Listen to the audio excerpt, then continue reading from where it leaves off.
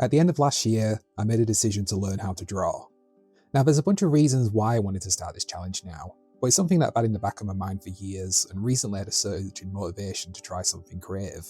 For some personal history, I did used to draw a little bit in high school, but didn't really pursue it after that point. I'd have all these cool ideas for character designs and action scenes to draw in my 20s, but the idea of starting essentially from scratch kind of just scared me off. So, what changed? Well, there's a couple things. General annoyance at seeing more and more AI art making its way into everyday life, seeking more creative fulfillment, etc, etc. But the biggest reason is something I want to keep close to the chest for now, so don't worry, all will be revealed in time. But before we get started, I'm also posting drawings on Blue Sky. You can follow me over there for more regular updates, or subscribe here on YouTube so you don't miss out on these monthly update videos. So I have an end goal in mind, but I wanted to approach this project from essentially level 0, which meant me watching dozens and dozens of tutorial videos on YouTube that go over the fundamentals, various drawing challenges, improvement guides, etc, etc. I began at the start of January 2025 with a goal of drawing for around 30 to 60 minutes a day, keeping things casual in the beginning with simple printer paper and this biro pen I found laying around, which is for stop loan sharks. Yeah, sure, why not. The first day was just meant to be me getting used to the feeling of pen on paper again, practicing my lines and basic shapes. You can see the point here where I started to get bored and just drew all of this. Not quite sure why this happened, but it's a great sign of things to come.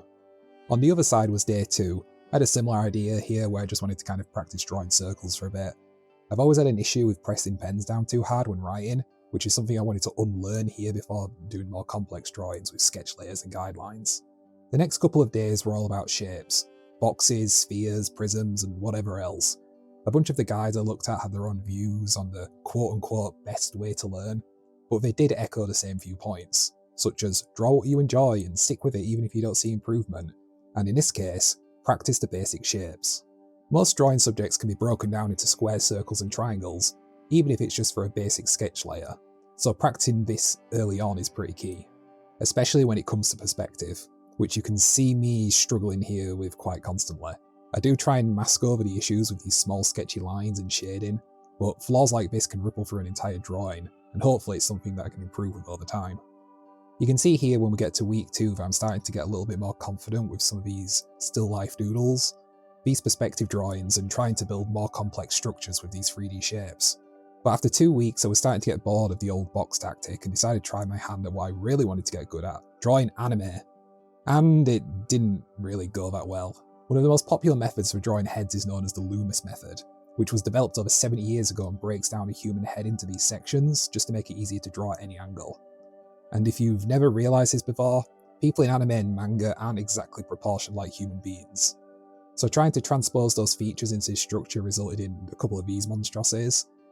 Maybe it's my own inexperience, but I decided to switch to a different strategy and just draw characters that I like, using existing artwork as a reference. This is known as master studies. And rather than simply copying a piece of art, you're supposed to hone in on the details, think about why the original creator made these decisions, and then learn from those as a result.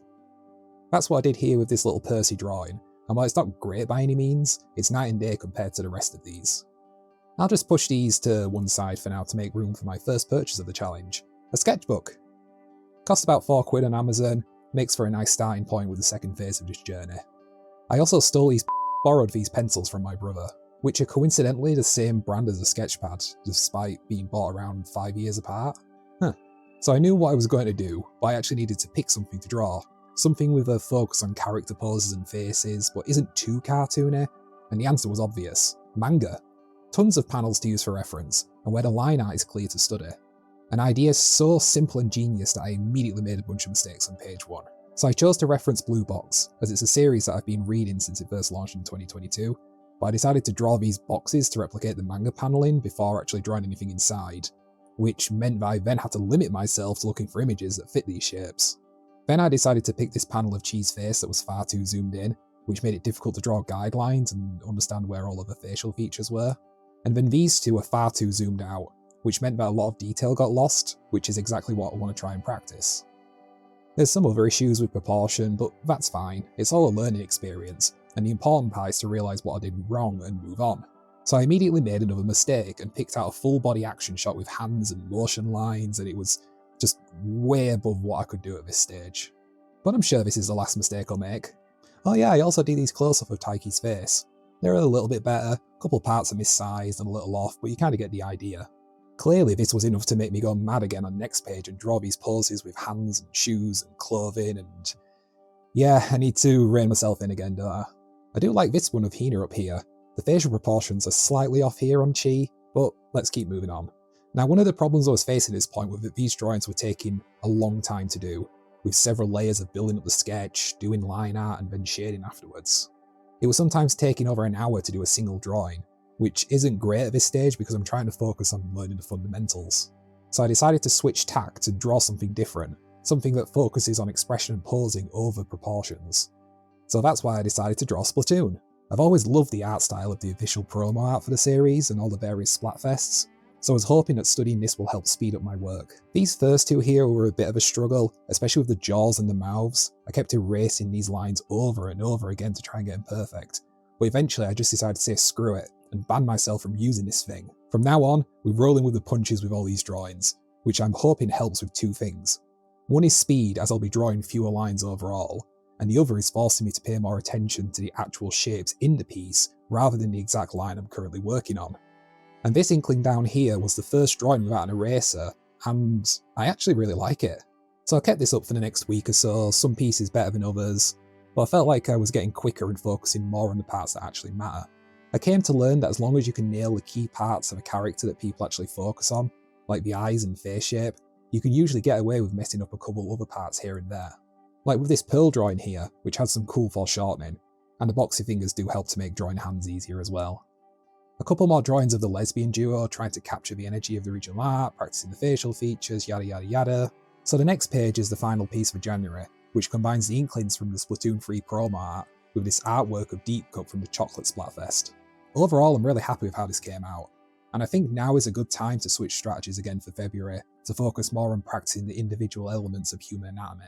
Basically just drawing pages of eyes and heads and hairstyles, hands, whatever else, just so I can learn more about drawing these key components and how they should look, then putting them together and building up a whole character drawing from there. So there we have it. It's been a fun challenge, and despite all the mistakes along the way, I think I've made some decent progress when you compare it to where I was at the start of the month. Even compared to these drawings from the middle, these Splatoon ones at the end look much closer to the reference material, and it's helped me to realise the parts where I struggle most. Ditching the eraser really helped too, so if there's one thing you take away from this video, it has to be that.